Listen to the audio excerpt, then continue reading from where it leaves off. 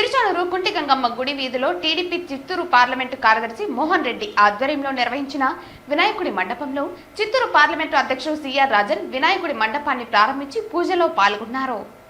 CR Rajan మీడియాతో మాట్లాడుతూ చంద్రగిరి మండలం తిరుచానూరు గ్రామంలో కుంటిగంగమ్మ వీధిలోని గణేశుని పూజ ప్రతి సంవత్సరం లాగా ఈ సంవత్సరం కూడా ఘనంగా జరుపుకోవటం జరిగిందని, చిత్తూరు జిల్లా, తిరుపతి జిల్లా, చంద్రగిరి మండలం మరియు తిరుచానూరు ప్రజలకు ఆయుర ఆరోగ్య ఐశ్వర్యాలను వినాయకుడు శ్రీకాళహస్తీశ్వరుడు ప్రసాదించాలని, ప్రజలందరూ సుఖ సంతోషాలతో ఉండాలని, ప్రజలందరూ కూడా మట్టి విగ్రహాలతో పూజలు జరుపుకోవాలని కోరుకున్నారు. ఈ కార్యక్రమంలో తెలుగుదేశం పార్టీ కార్యకర్తలు మోహన్ రెడ్డి, మునిరత్నం రెడ్డి, మురళి, మణికంఠ, నీలకంఠం, శేషాద్రి, శివ తదితరులు పాల్గొన్నారు.